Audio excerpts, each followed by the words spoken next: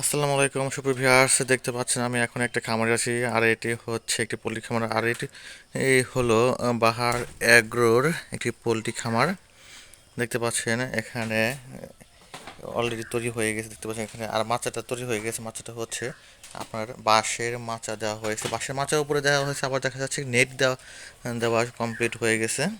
আমি আপনাদেরকে সম্পূর্ণ দেখানোর চেষ্টা করতেছি। আর দেখতে পাচ্ছেন চারপাশ দিয়ে একটা ঢেকে দেওয়ার ব্যবস্থা করা হয়েছে। আমি আরেকটা জায়গায় আসলাম। এখানে এখানে মূলত একটু নেট, এখন নেটের কাজ চলতেছে উপর দিয়ে, অর্থাৎ উপরে কিছুটা নেট বিছানো হচ্ছে।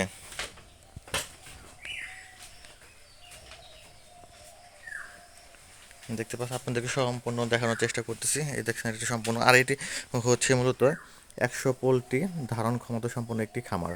সরি, এটা আর এটি হচ্ছে 1000 পোল্ট্রি ধারণ ক্ষমতা সম্পন্ন একটি খামার।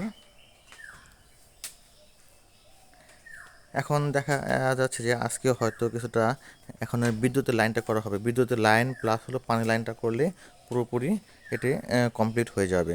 তারপর দেখা যাচ্ছে যে এই সপ্তাহের ভিতরেই পোলট্রি বাচ্চাগুলো এখানে আসবে, আনা হবে।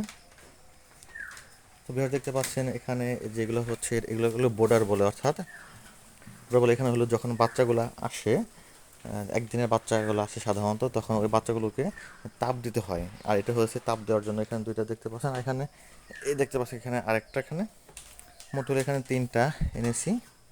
এগুলোর মাধ্যমে অর্থাৎ তাপ দিতে হয় বাচ্চাদের।